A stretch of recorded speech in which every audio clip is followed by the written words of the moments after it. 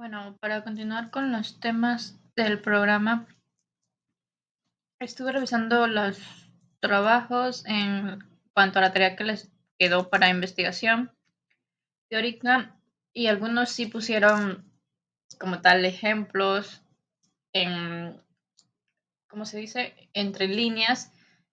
La investigación sí menciona de qué sucede con la cantidad demandada, cuando varía el precio, cuando varía cualquier otro determinante, hablando específicamente de la demanda o cuando varía un determinante de la oferta, solo que sí era necesario que hicieran la mención tal cual, si la relación es inversa o es directa, porque a lo que quiero llegar es que inclusive aunque no se lo aprendan teóricamente, sepan identificar pues que es una relación directa y que es una relación inversa, aunque es bastante sencillo, como tal en las definiciones lo pusieron.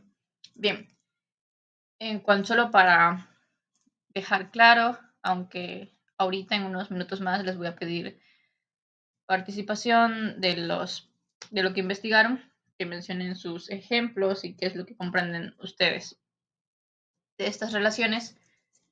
Para dejar claro este tipo de relaciones, sabemos que la relación directa puede ser conocido también como relación positiva, siempre y cuando el coeficiente de correlación, que lo vamos a ver más adelante, sea mayor a 0,5 dentro de las dos variables que estemos relacionando. Entonces, esto quiere decir que el incremento en unidades tiene que ser igual en las dos, es decir, tiene que ser positivo, no exactamente igual, me refiero a la cantidad. Y la relación inversa o negativa, hay un decrecimiento en las dos variables. Hablando de la demanda, bueno, la más sencilla era determinar la relación conforme al precio. La relación sabemos que es inversa. Cuando hablamos de bienes sustitutos, aquí la relación ya no, igual sigue siendo inversa. Cuando hablamos de bienes complementarios, la relación es positiva.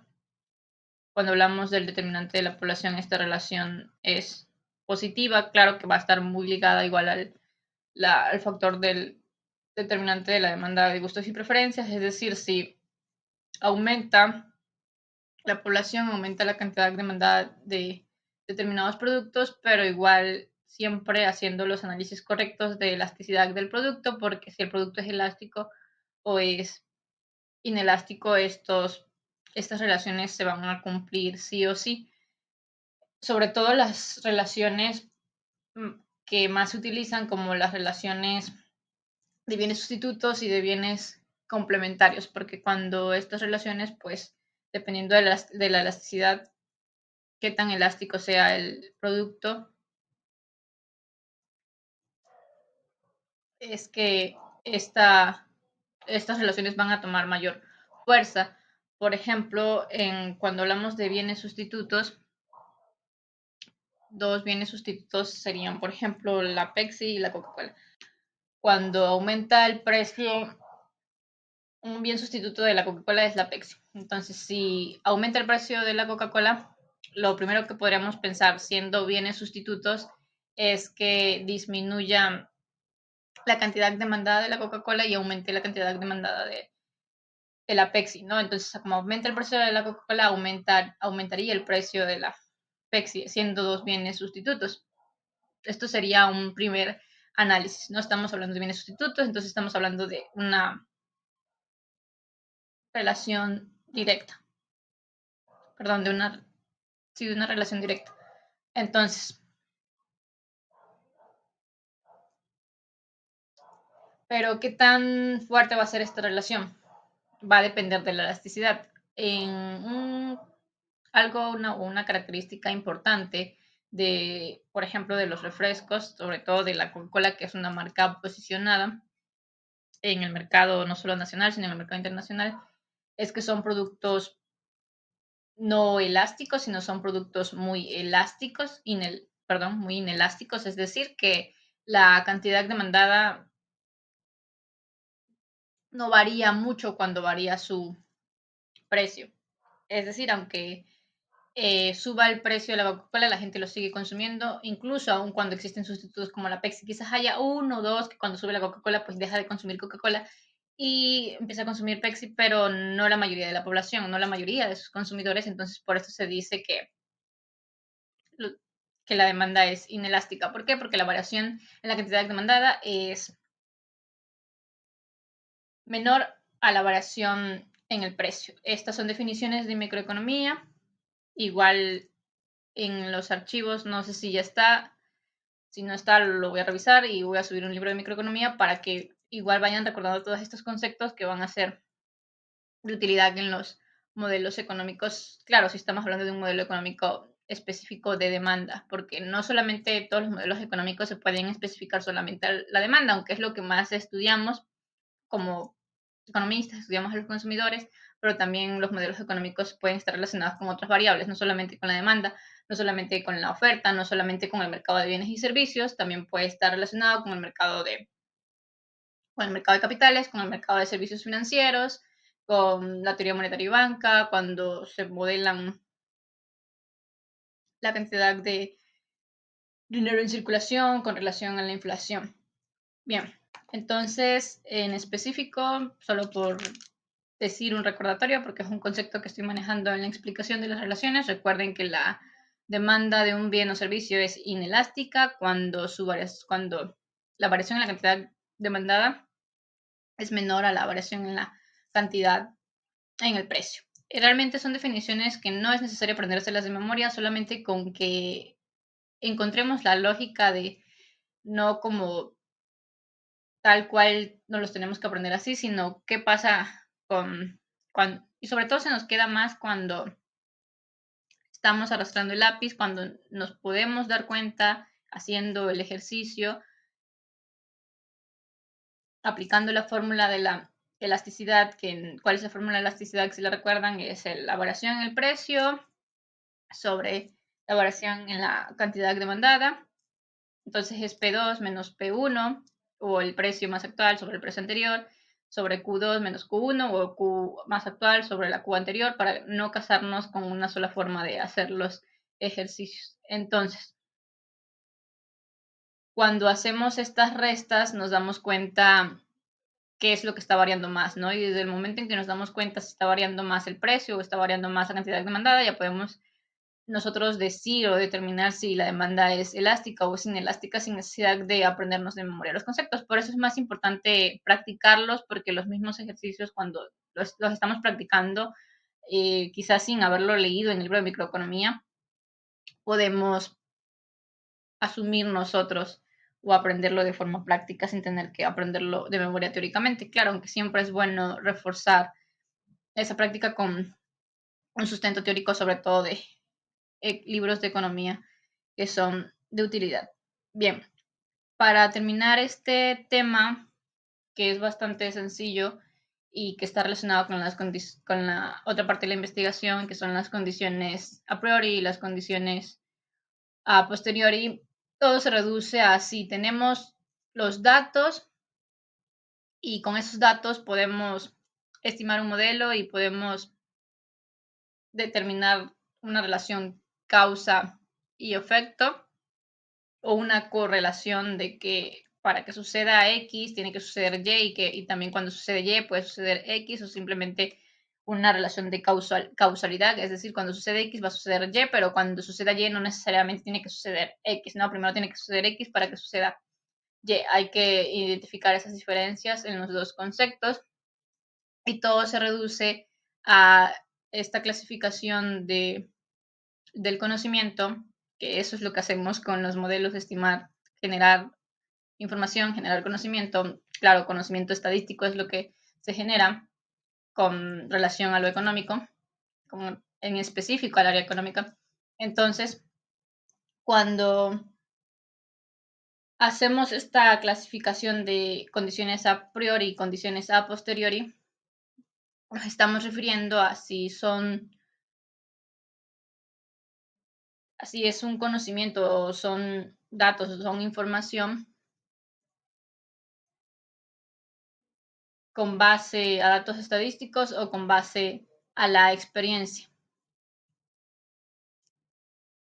ya que hay variables más cuantitativas y otras variables son más cualitativas. De hecho, por eso Igual en la econometría existe una clasificación, algunos las definen como tipos de econometría o más bien yo considero que son clasificación en los campos de estudio o acorde o clasificación en los métodos que utiliza la econometría, que todos son estadísticos, pero siempre sabemos que cuando utilizamos datos estadísticos hay variables cuantitativas, hay variables cualitativas, hay variables nominales, hay variables ordinales, y entonces con base a eso se pueden utilizar diferentes métodos, no solamente como el modelo de regresión, los modelos de regresión, que dentro de los modelos de regresión vamos a encontrar otra clasificación amplia como el modelo de regresión lineal simple, como el modelo de regresión cuadrático, como el modelo de regresión exponencial. Ya cuando elevamos este modelo, los datos o las variables que tenemos los elevamos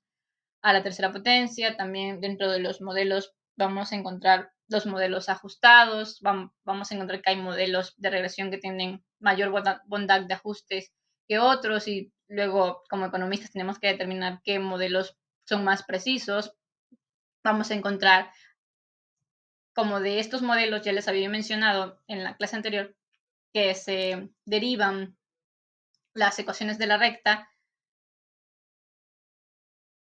Con estas ecuaciones de la recta, luego nos vamos a encontrar de que no solamente nos vamos a encontrar con funciones lineales, sino también nos podemos encontrar con funciones logarítmicas.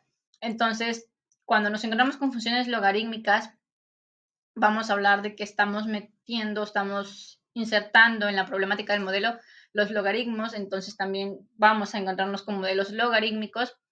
Esto es por hablar del tema en general de regresiones, que sabemos que es un método estadístico, pero también dentro de los otros métodos que utiliza la econometría no solamente vamos a encontrar las regresiones estadísticas, sino también podemos encontrar otro tipo de análisis, no análisis de regresión, sino estaríamos hablando de otra clasificación, perdón, el cual se llama análisis factorial. Que el análisis factorial es un tema también muy amplio, un tema muy interesante que se puede igual subclasificar. Y la relevancia del análisis factorial en la introducción a la econometría es que nos permite o nos da mayor libertad a utilizar variables no solamente cuantitativas, porque si se dan cuenta, los modelos de regresión, que igual a lo mejor lo debieron haber visto o lo pudieron haber visto, dependiendo quién les haya dado clases, al final lo último que se ve en estadística inferencial, pues son inicios de regresión, claro, sin enfoque económico, pero les enseñan estos métodos de regresión.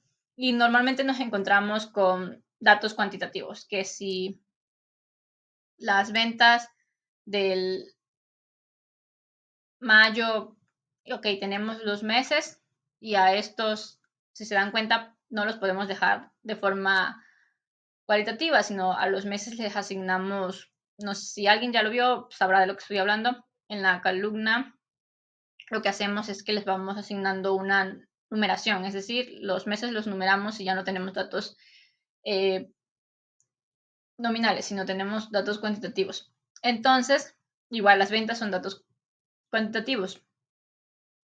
Si son continuas o discontinuas, igual es otro punto y aparte, son otra forma de clasificar las variables. Hay varias formas de clasificar las variables, pero también dentro de las variables que nos permite utilizar el análisis factorial, nos permite utilizar más variables nominales. Es decir, podemos tratar asuntos de calidad, podemos tratar asuntos de sexo, podemos tratar asuntos, por ejemplo, si estamos hablando en materia laboral, podemos hablar asuntos de precariedad laboral. Hace poco, con un método de análisis factorial, yo estimé un índice de flexibilidad laboral en el que utilizaba mis variables si eran varias. Y eso es lo que nos permite el análisis factorial, que podemos utilizar muchas variables, más variables que un análisis de regresión. Claro que dependiendo del estudio que queramos realizar es que un método se vuelve más eficiente que otro, porque realmente los dos son importantes, los dos son eficientes,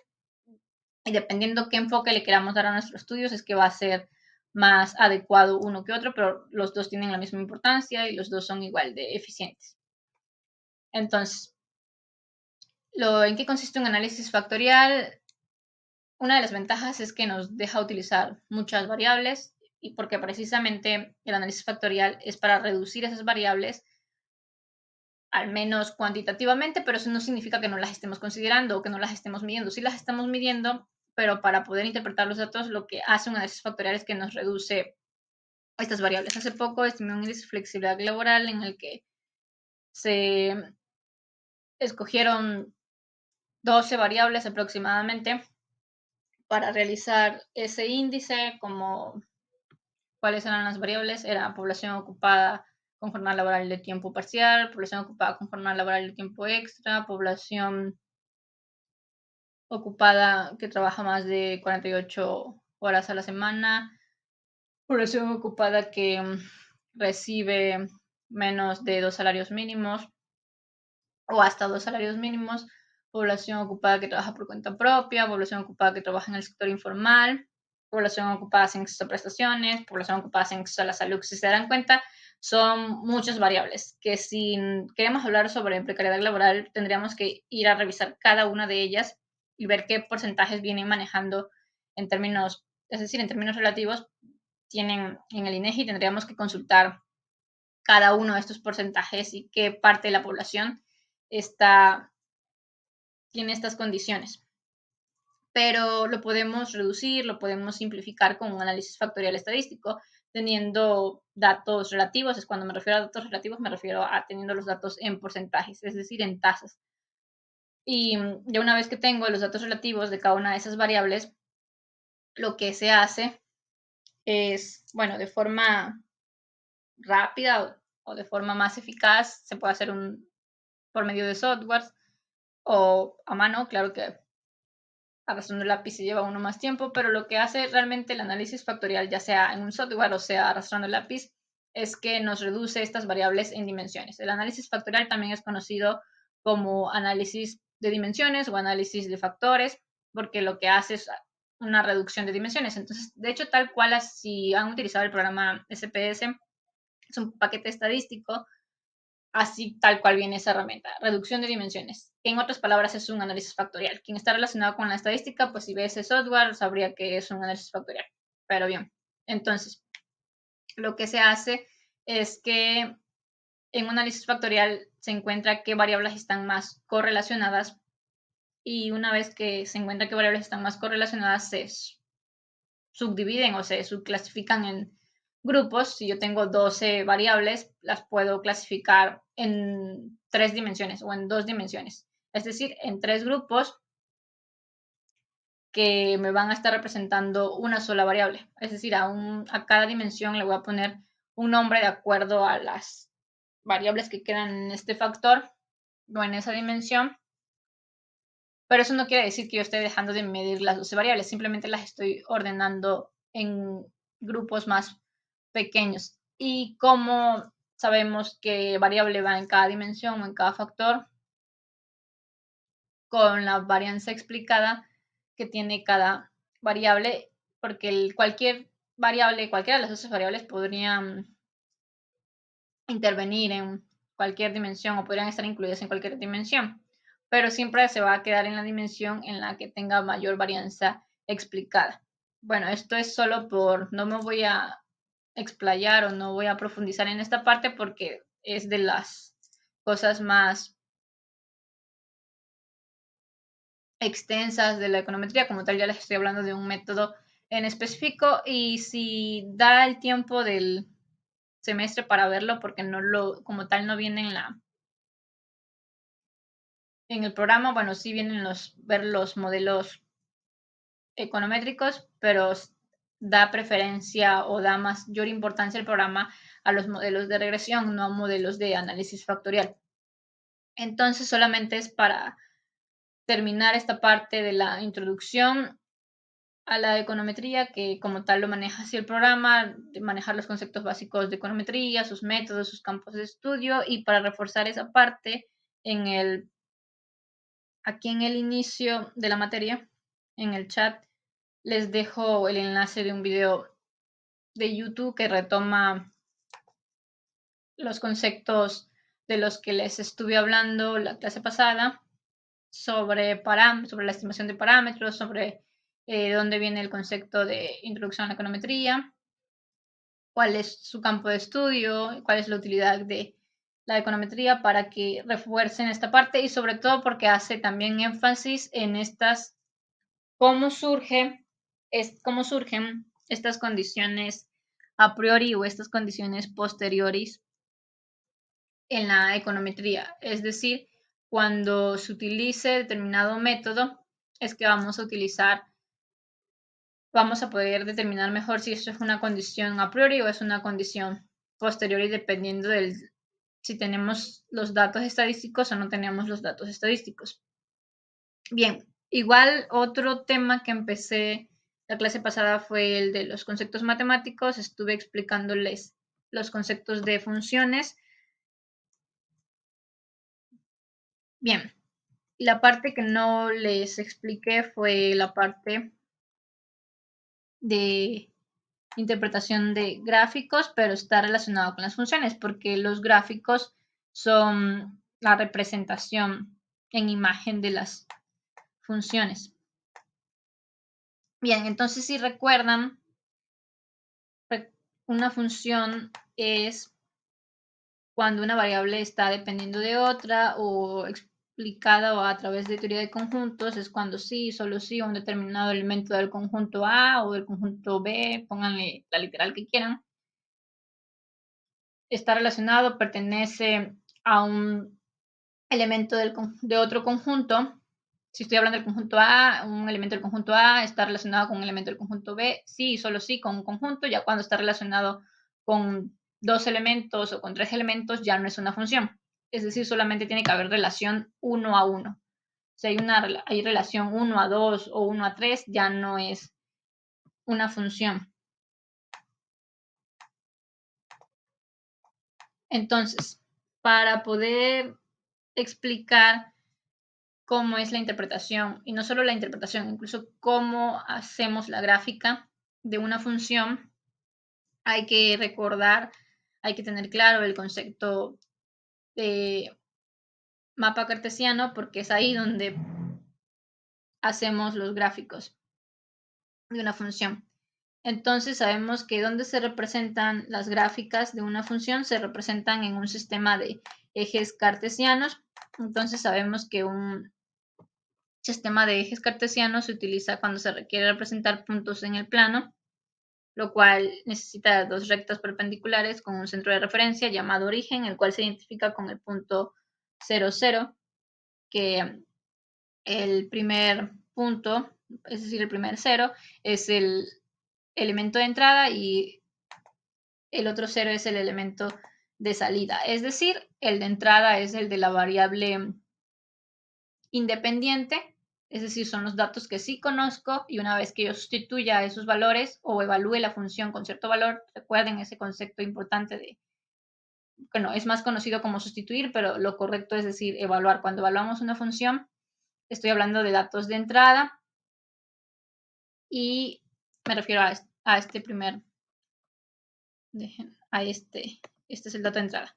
Y el segundo cero es el es el dato de salida. Entonces estoy hablando de la variable dependiente. Es decir, una vez estoy hablando de x, por ejemplo, una vez que x toma valor en una función, como lo hicieron en el ejemplo, en el ejercicio que resolvieron en la clase anterior, ya puedo tener un dato de salida. Es decir, ya una vez que conozco x, puedo conocer y. En su caso, el ejercicio que resolvieron, si mal no recuerdo, no era de demanda, era de costes de producción.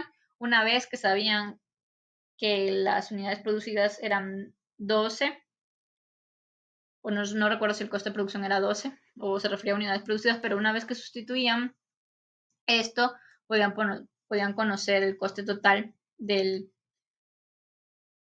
undécimo producto y también incluso podían conocer el coste promedio, pero porque ya tenían un dato de entrada, ya estaban evaluando la función en 12 y el resultado que les dio para cada uno de los incisos, ese era su valor de y.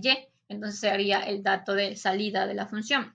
y sí sería posible hacer una gráfica. Claro que si solamente graficamos un inciso, solamente nos va a quedar un punto, pero si con este ejercicio, a este ejercicio le agregáramos otros incisos en los que evaluáramos no con 12, sino con 30, con 100, con 150, ya tendríamos varios puntos. Entonces ya se podría hacer el gráfico de la función. Igual lo estoy explicando de manera muy básica desde el inicio para quienes nunca hayan estado relacionados con estos temas, pero quizás en la prepa, en alguna clase de matemáticas, debieron haberlo visto. Quizás haya gente que sí ya esté relacionada con estos conceptos. Bien.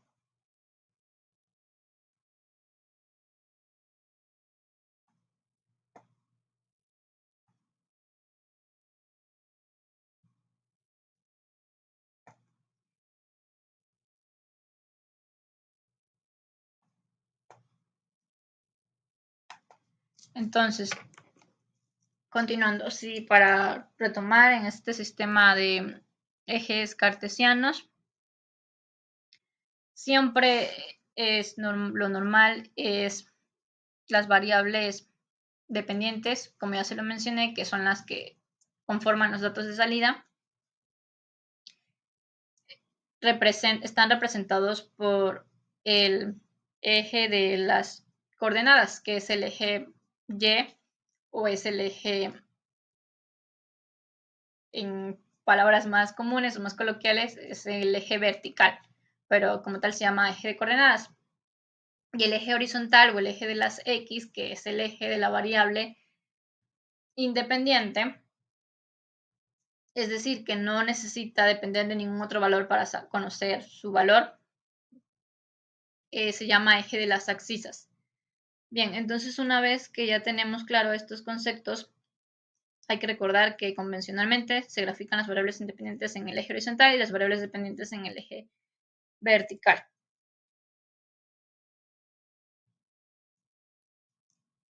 Ahora, una vez que ya sabemos qué eje representa matemáticamente las variables, hay algo que es importante agregar, sobre todo porque los economistas somos un poco raros o nos gusta complicarnos la vida, o quizás por cuestiones de estética, pero sobre todo cuando estamos hablando de la función de la demanda, sabemos que matemáticamente la variable dependiente va en el eje Y, en el eje vertical, pero nosotros los economistas somos diferentes en esa parte. Sí respetamos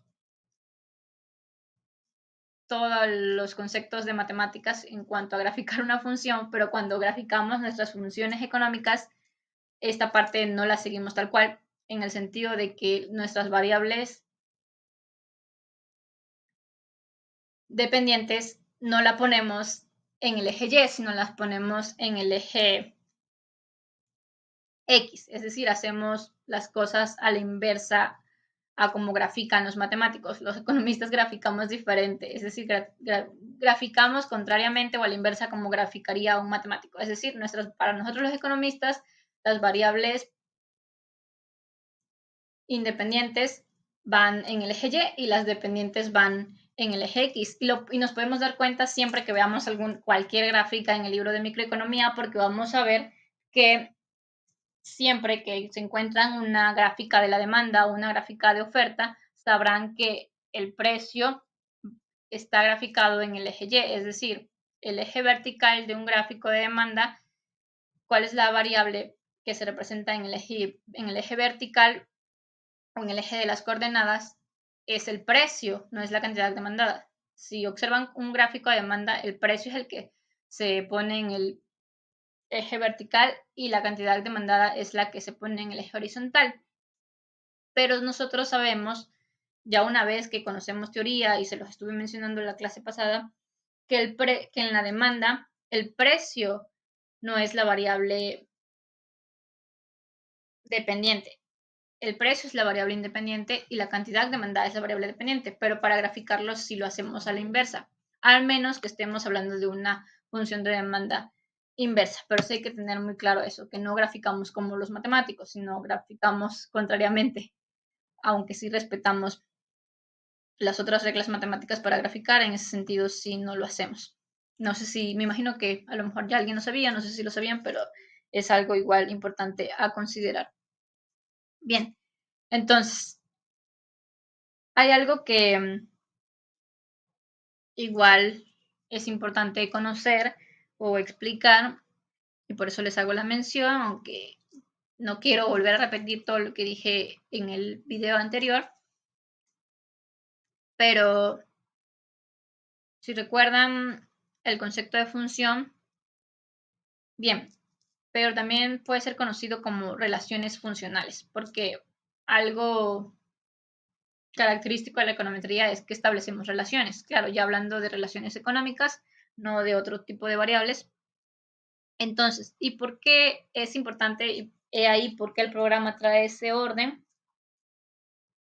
porque estas relaciones funcionales, es decir, las que sí cumplen con las características para ser llamadas funciones, son las que se utilizan para modelar situaciones de todo tipo. Por ejemplo, la distancia que lleva un proyectil en función del tiempo empleado, la variable independiente sería el tiempo.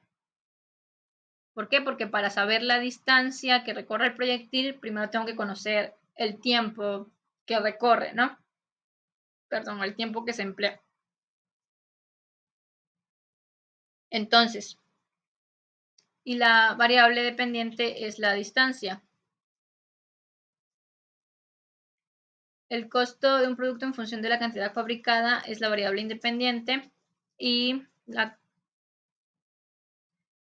cantidad fabricada sería esta variable y la variable dependiente es el costo.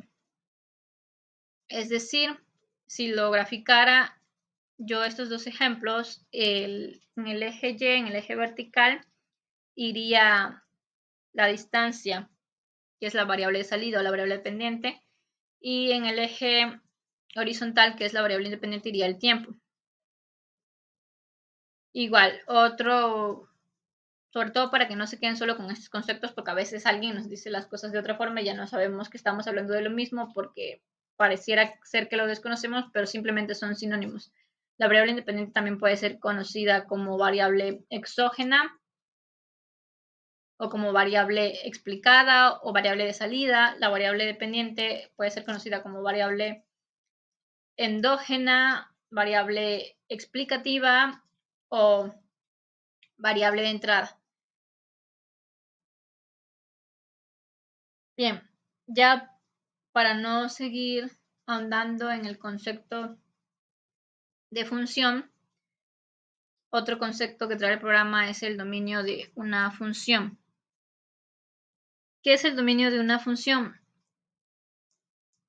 Algo importante antes de explicarles el concepto de dominio de función tiene que ver con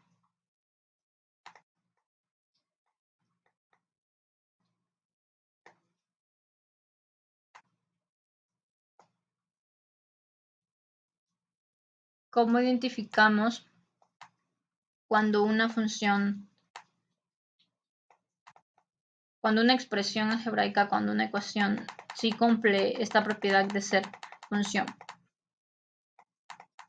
Bien, ya sabemos que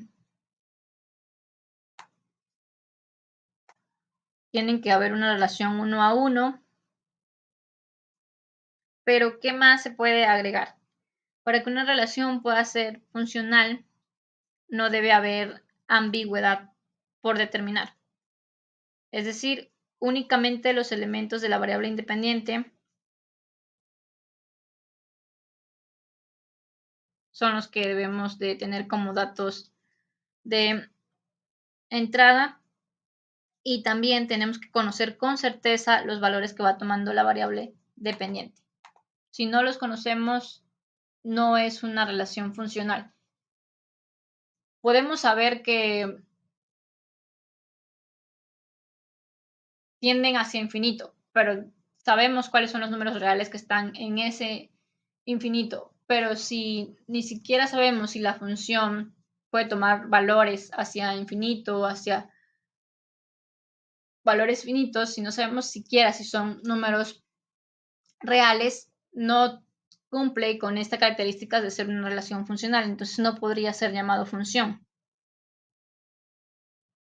Entonces es por esto, y esto explica esta mención de por qué una relación entre dos variables es función, de cada valor de la variable independiente le corresponde un único valor de la variable dependiente. Y aquí se encuentra mejor esclarecido porque se los había venido explicando con teoría de conjuntos, porque las relaciones salen de las teorías de conjuntos cuando un elemento del conjunto A solamente está relacionado a un elemento del conjunto B, pero ya expandiendo este concepto a los gráficos, a la interpretación de las gráficas de una función, ya no explicándolo o reduciendo el análisis a la teoría de conjuntos, en palabras más simples, porque es las palabras que vamos a estar más manejando, una relación, nos vamos a dar cuenta, es función cuando un elemento o cuando un dato, un número, siempre me gusta utilizar sinónimos, de la variable independiente solamente le corresponda un valor de la variable dependiente. Es decir, cuando tengo un dato de entrada para X, solamente puedo tener un valor de Y. Si no tengo solamente un valor, no, no es una función. Es decir, por ejemplo, si hablando de demanda, si a un precio le corresponden dos cantidades demandadas, no sería una función de demanda.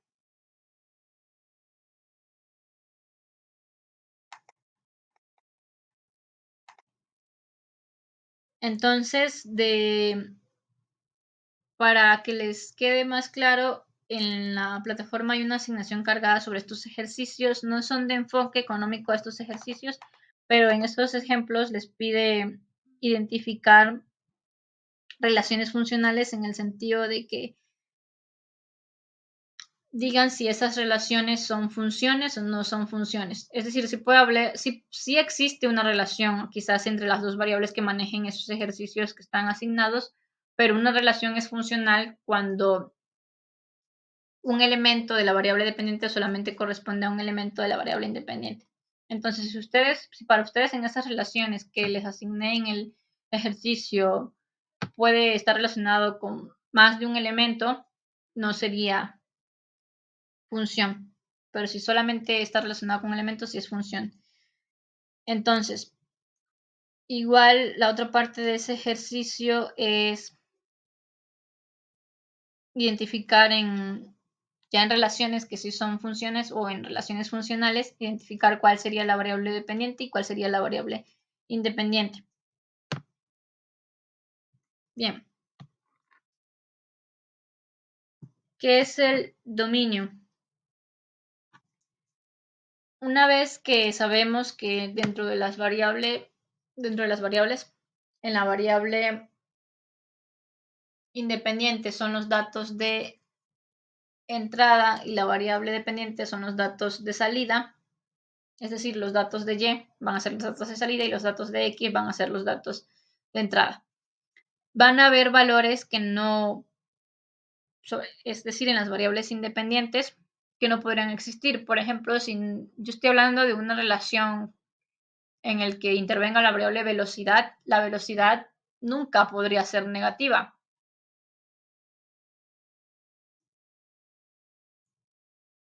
Igual si estoy hablando de producción, nunca podría ser negativa. No puedo desproducir. Quizás estoy hablando de utilidad, sí me podrían quedar cantidades negativas, porque sobre todo cuando hablamos de datos marginales, sí puede existir una desutilidad, pero no puede existir una desproducción. Entonces, sería algo irracional, sería algo ilógico. Es por eso que en las funciones es importante determinar su dominio, porque una vez que determinamos el dominio, sabemos cuáles son los números que sí son permitidos en estas funciones y que van en sentido con la lógica de la variable que estemos tratando en cuestión, o simplemente hay valores que no pueden tomar porque sería algo irracional, sería algo ilógico. Bien, entonces se domina dominio al conjunto numérico que puede tomar en el contexto del problema. El dominio es un subconjunto de los números reales, generalmente cuando se modeliza mediante funciones reales. Si estoy hablando de números reales, es decir, cuando hablo de números reales, estoy hablando desde el 0 hasta el infinito, pero no son números imaginarios, como estos números que nos quedan cuando sacamos la raíz cuadrada de un número negativo. Por ejemplo, cuando se saca la raíz cuadrada de un número negativo, nos va a quedar un número imaginario, nos va a quedar un número que es irreal. Entonces, otra característica importante que agregar a las funciones es que toman valores, los valores de entrada son valores de los números reales, pero dentro de esos números reales, no todos esos números reales son los valores que puede tomar una función. Claro, si yo tengo una función ya determinada, ya específica, ya escrita, no, quizás sí pase por todos los números reales hasta el infinito, o quizás no, pero eso lo voy a saber cuando calculando, determinando el dominio. Entonces, el dominio de una función, ya les había explicado que se representa literalmente con la f y es el conjunto de todos los valores que puede tomar la variable independiente y se simboliza con f entre paréntesis. Entonces, si el dominio de una función es el conjunto de todos los valores que puede tomar la variable independiente, son todos los datos de entrada que puede tomar la variable independiente. Es decir, todos los valores que puede tomar x.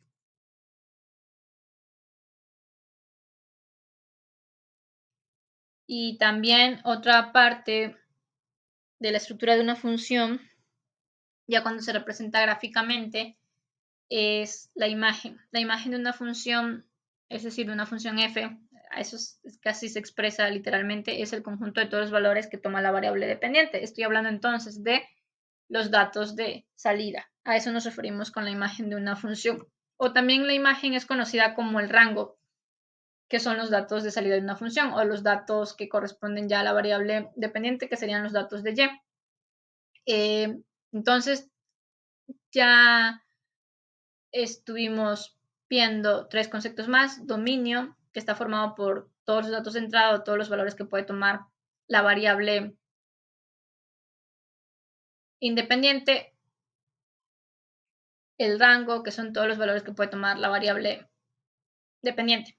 Con que sepamos que la variable dependiente es igual a datos de entrada, se pueden aprender fácilmente el concepto de dominio, porque variable dependiente igual a datos de entrada igual a dominio. Entonces, variable independiente igual a datos de salida igual a rango, sin necesidad de aprenderse de memoria la definición. Con que entendamos la determinación de las variables, podemos relacionarlos con estos conceptos o podemos esclarecer estos conceptos gráficos.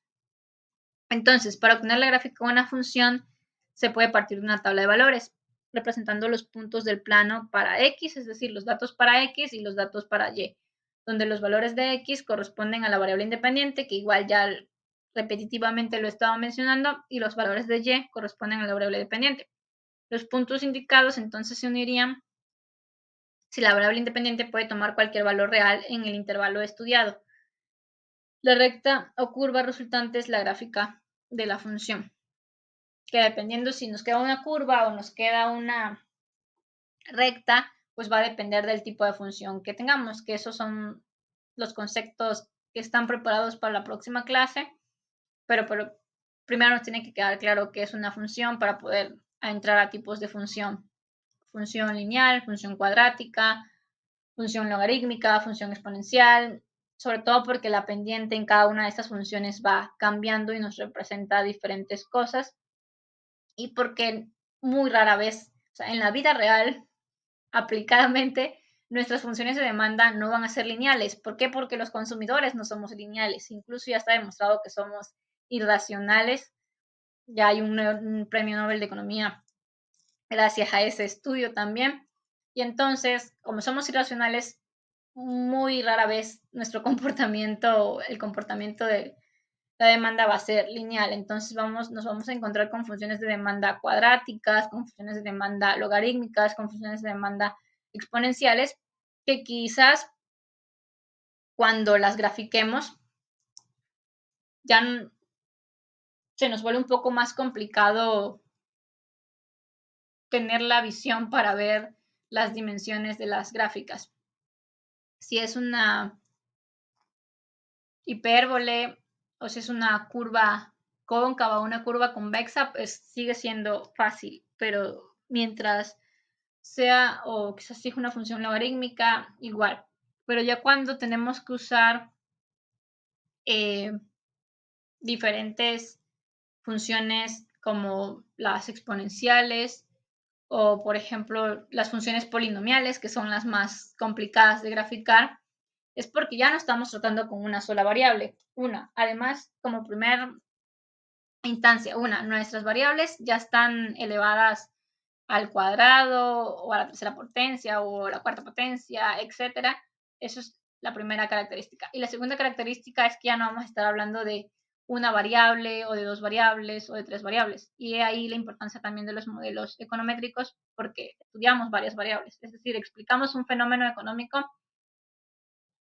con varias variables. Y de hecho hoy en día está demostrado que la mayoría de los fenómenos económicos no solamente corresponden a una causa o no solamente están originados por determinado hecho o determinada decisión, sino es el resultado de un conjunto de factores, de un conjunto de variables, es decir, son fenómenos multidimensionales. Un ejemplo más claro y el más estudiado de todos es la pobreza. Las causas de la pobreza al momento en que el Coneval, el INEGI hace su metodología para medir la pobreza, es una medición multidimensional o multifactorial. Entonces, es decir, estamos haciendo la medición de varias variables. Entonces, una vez que medimos todas estas variables, el análisis se vuelve más complicado. Y si graficamos estas funciones o estas ecuaciones de la recta, no nos va a quedar en un plano de primera dimensión, nos va a quedar en un plano de 2 dimensiones, en un plano de 3 dimensiones, que quizás no todos tengamos la visión para poder ver como tal en un plano cartesiano matemático la segunda dimensión, la tercera dimensión, y no es algo que esté mal, simplemente es cuestión de vista, de visión, que a algunos se les complique más ver en un plano cartesiano la segunda dimensión o la tercera dimensión, pero incluso aunque el análisis se vuelve complejo porque no podemos dejar de medir esas variables que son importantes para determinado fenómeno económico, lo podemos simplificar. Por eso es que les digo como que a los economistas nos gusta complicarnos porque hay cosas que no pueden ser explicadas de una sola forma, sino que tienen que ser explicadas de varias formas, pero al momento en que nosotros lo tenemos que explicar o tenemos que generar el conocimiento, tenemos que exteriorizarlo, o incluso no solamente o explicarlo, sino hacer nuevas estimaciones con base a esos modelos, lo podemos simplificar en el sentido de que si mi curva de demanda era una curva de demanda cuadrática, yo puedo linealizar esa función cuadrática, es decir, puedo volver una parábola, la puedo volver en una línea recta. Y eso no quiere decir que deje de medir el comportamiento real del consumidor. Lo medí tal cual con una función cuadrática, pero para yo como tal analista o como economista, para poderlo entender mejor, lo linealizo, pero partiendo de una ecuación cuadrática. Y ahí porque también vamos a ver los tipos de funciones. Pero bien, continuando el ejemplo, es este. El peso de una persona es función de su altura. Es decir, realmente el peso de una persona depende de su altura. Entonces se ha consultado mediante una encuesta a personas y se obtuvo este gráfico. Es un gráfico de dispersión. Los gráficos de dispersión son aquellos gráficos que nos muestran mejor las relaciones porque nos muestran como tal cual valga la redundancia, nos muestra el gráfico qué tan dispersos están las muestras de nuestros datos. Entonces, como podemos ver, la media, recuerden que siempre es el valor esperado, es el valor medio. Entonces, vemos que hay solamente con observación, todavía sin meter teoría. Vemos que los puntos están, si quisiéramos trazar una línea recta en esos puntos, muy pocos puntos pasarían por esa línea recta oblicua que trazaríamos. Hablando gráficamente nos damos cuenta que no existe como tal una relación funcional. Entonces, la respuesta es que no como tal el peso de una persona no depende en específico de su altura, es decir, no podemos establecer una relación causal en el sentido de que si la persona mide, por ejemplo, 1.70 metros, su estatura va a ser, su peso va a ser 68. Entonces, no es una causa, pero entonces no es una relación funcional, pero sí podemos saber que en un determinado rango de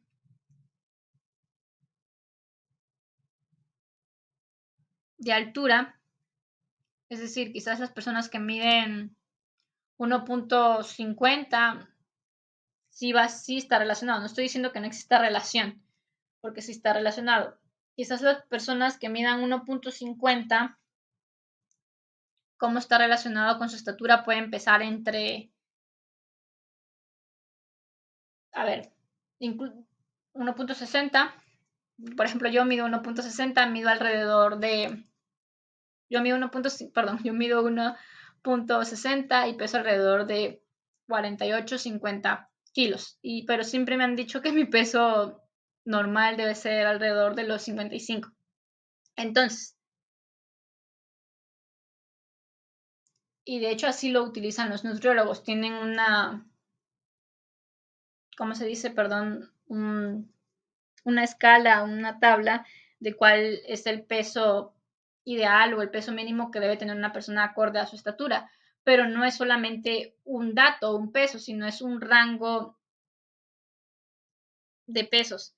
Es decir, no solamente existe una medida, existen varias medidas. Puede ser 55, puede estar entre los 50 o 55 kilos, es un peso mínimo, un peso máximo, pero existe un rango. Y desde el momento en que existe un rango, un intervalo, estamos hablando de que hay varios datos en ese rango. Y entonces recuerden el concepto de función, el concepto de relación funcional. Es decir, cuando hablo de función, estoy hablando de una relación funcional, pero también puede haber relación sin que sea funcional. Es decir, la altura sí está relacionada con el peso, pero no podemos determinar que está en función. ¿Por qué? Porque aún no quiere decir que todas las personas que miden 1.60 a fuerzas van a medir o va a depender específicamente su peso de la altura. Es decir, todas las personas que miden 1.60 van a pesar 55. No. Entonces, como para cada altura no existe específicamente un solo peso para todas las personas, no puede ser una relación funcional, porque sabemos que el concepto de función es cuando un elemento o un dato de la variable independiente solo le corresponde un dato de la variable dependiente. Es decir, cuando X toma un valor, Y solamente puede tomar un valor también. Si cuando X vale 2, Y vale 2, pero también puede valer 4, no es una relación funcional. Sí existe a lo mejor una relación, pero no es una función. Y ahorita que estoy hablándoles de esto, viene a mi mente otro concepto importante en economía y está muy relacionado incluso con, es el ejemplo más cliché cuando hablamos de crecimiento económico y de desarrollo económico. Y es cuando hablamos de las condiciones, es decir, condición necesaria pero no suficiente. Por ejemplo, cuando hablamos de crecimiento económico es una condición necesaria para el desarrollo. pero no es suficiente para hablar de bienestar de las personas, porque puede haber crecimiento económico, pero quizás no todas las personas están gozando de ese crecimiento, entonces no hay bienestar. En cambio, de una condición suficiente para poder hablar de calidad de vida o de bienestar económico sería el desarrollo económico. Es decir, para que haya desarrollo económico, primero tiene que haber crecimiento económico. Si no hay crecimiento económico, ni siquiera puedo hablar de desarrollo económico. Entonces, por eso el crecimiento económico podría ser definido como condición necesaria, pero no suficiente. Es decir, a fuerzas tenemos que crecer primero económicamente, es decir, en términos cuantitativos, en términos de producción, para poder hablar de bienestar, pero esto no significa que una vez que crezcamos, porque es que significa crecer en producción es cuando crece el Producto Interno Bruto, es decir, a fuerzas tiene que crecer primero el Producto Interno Bruto, porque si ni siquiera crece el Producto Interno Bruto no podemos hablar de bienestar, pero el hecho de que crezca el Producto Interno Bruto no significa que ya por eso haya beneficios reales para todas las personas, sobre todo porque está muy relacionado con cómo está distribuida la riqueza, con condiciones de igualdad o de desigualdad, dependiendo cómo venga manejando o cuál sea el coeficiente de Gini que represente cada economía o cada país, podemos decir si el PIB sí es condición suficiente, pero normalmente en la mayoría de los países el PIB no es condición suficiente, solamente es condición necesaria. Es decir, a fuerzas tiene que haber primero crecimiento económico para que haya desarrollo económico, para hablar de bienestar. ¿Y cómo lo relaciono con esto que les vengo explicando? Cuando hablo de una relación, es decir, que podemos saber que dos variables están relacionadas, sería una condición necesaria, pero no precisamente es una condición suficiente para que sea función, porque una condición suficiente para que sea función es que sí tiene que estar relacionado, tiene que haber una relación 1 a 1. Si hay una relación de 1 a 3, ok, sí es una condición necesaria para ser nombrado relación, pero no es una condición suficiente para ser nombrado relación funcional o función. Entonces, la siguiente gráfica corresponde a una función, algo ya no hablándolo teóricamente, sino guiándome o tomando como base la gráfica. Si recuerdan, la imagen de una función es el conjunto de todos los valores que toma la variable dependiente, es decir, todos los valores que toma la variable y. Aquí, ¿qué valores toma la variable dependiente que es y? No estoy hablando qué variable representa la y, si precio, dejémoslo solamente en y. Los valores que toma y es 2, 3, 4, 5. Entonces, los valores que toma x es 1, 2, 3. Pero nos damos cuenta que cuando x vale 3, y puede valer 2, pero también puede valer 4. Entonces, nos damos cuenta rápidamente que no es una función, porque una función, para que fuera función, solamente cuando x vale 3, y solamente podría valer 2. Si fuera solamente así, sí sería una función, pero nos damos cuenta que también tiene otro valor para y, ya no, automáticamente nos damos cuenta que no es una función. Y también ahí porque el concepto es nombrado así, tiene esa tipología de imagen. Las cosas no se nombran solo porque sí, sino son nombradas porque algo tiene sentido. ¿Qué nos dice el concepto? La imagen de una función es el conjunto de todos los valores que toma la variable dependiente, es decir, el conjunto de todos estos variables. Y nos damos cuenta que va formando una imagen, como va tomando valor x y ya puede tomar un valor y gracias al valor de la variable independiente. Nos damos cuenta que aquí nos quedan dos imágenes. ¿Por qué? Porque existen dos valores para y. Cuando el valor de entrada es 3, existe el valor de salida que es 2 y el valor de 4. Y gracias a que existen dos valores de salida, tenemos dos imágenes, tenemos dos rectángulos. Si solamente existe un valor de salida, nos queda solamente una imagen, que es lo que se representa con el valor de y, que sería 2. Bien, entonces esto sería todo por hoy. No los quiero stalkear mucho de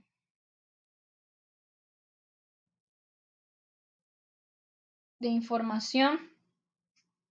Entonces, les queda de ejercicio para lo que queda del resto de la clase, resolver esos ejercicios que están asignados ya. Como tal, son 3 ejercicios sencillos. Uno en donde tienen que identificar si es función o no es función, otro donde tienen que identificar cuál es la variable dependiente y cuál es la variable independiente, y otro en el que les piden igual identificar si es función o no función, pero solamente mostrándoles un gráfico. El primero es identificar si es función o no es función, pero con datos teóricos que muestra el ejercicio. Y ya el tercer ejercicio es parecido al primer ejercicio, pero apoyándose ya con el concepto gráfico. Igual se los mencioné al principio, que les dejo igual el enlace de un video en YouTube. Igual es importante que lo vean, sobre todo para reforzar los conceptos de condición a priori y de condición posteriori y la división de los métodos estadísticos como el método de regresión y como el método de análisis factorial que utiliza la econometría. Sería todo.